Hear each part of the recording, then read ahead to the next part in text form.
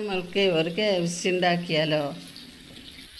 അതിനായിട്ട് ആവശ്യമുള്ളത് മൈദ, കുറച്ച് കോൺഫ്ലവർ പൊടി, വെളുത്തുള്ളി ഇഞ്ചി പേസ്റ്റ്, ഗരം മസാലപ്പൊടി, തൈര്. ഈ ചിക്കനിലേക്ക് നമ്മൾക്ക് ഈ പേസ്റ്റ് ഇടാം, ഇഞ്ചി പേസ്റ്റ് ഇടാം. കുറച്ച് മുളക് പൊടി, കുറച്ച് കോൺഫ്ലവർ പൊടിയും ഇടുക. കുറച്ച് വിനാഗിരിയും കൂടി ഒഴിക്കുക. കുറച്ച് കുരുമുളക് പൊടി, ആവശ്യമുള്ള ഉപ്പ്, പിന്നെ കുറച്ച് തൈരും ഒഴിക്കുക. തൈര് ഒഴിച്ച് ഇനി ഇത് നല്ല പോലെ കുഴച്ച് റെസ്റ്റ് ചെയ്യാൻ വെക്കണം. ഒരു 5 മണിക്കൂറൊക്കെ വെക്കണം.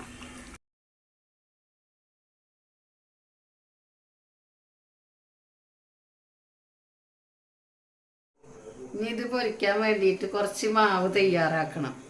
ഇതിൽ മുക്കിയിട്ട് വേണം പൊരിക്കണമെങ്കിലേ. അതിനായിട്ട് കുറച്ച് മൈദ,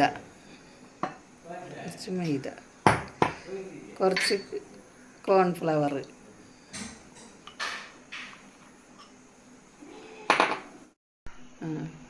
കുറച്ച് കുരുമുളക് പൊടി, ഒരു നുള്ള് ഗരം മസാലപ്പൊടി, ഒരു നുള്ള് മുളക് പൊടി, ഒരു നുള്ളുപ്പ്. ഇനി ആവശ്യത്തിനുള്ള വെള്ളം ഒഴിച്ച് നല്ല പോലെ കലക്കുക.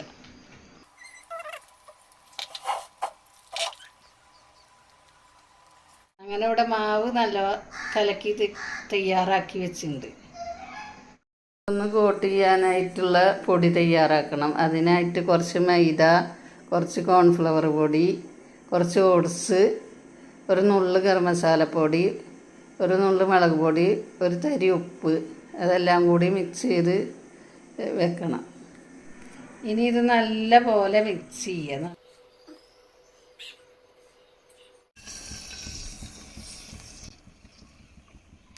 ചിക്കൻ എടുത്തിട്ട് മാവിൽ മുക്കിയിട്ട് പിന്നെ ഒന്ന് കോഴിമുട്ടയിൽ മുക്കിയിട്ട് ഈ പൊടിയിലിട്ടിട്ട് ഒന്ന് തട്ടി തുറന്നിട്ട് കുക്കറിലിട്ട് പൊരിക്കുക.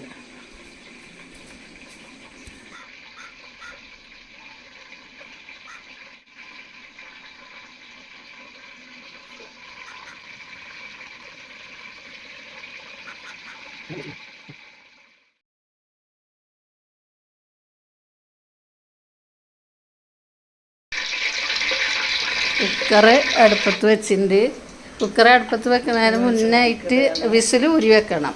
അത് കഴിഞ്ഞിട്ട് വെളിച്ചെണ്ണ ചൂടായതിനു ശേഷം ഇതിലിട്ട് പൊരിച്ചെടുക്കുക. വെച്ചാൽ ഒരു 10 മിനിറ്റോളം ഇത് കുക്കറിൻ്റെ മൂടി അടച്ചിട്ട് വേവിക്കണം. അത് കഴിഞ്ഞിട്ട് 10 മിനിറ്റ് കഴിഞ്ഞ് തുറന്ന് നോക്കുക.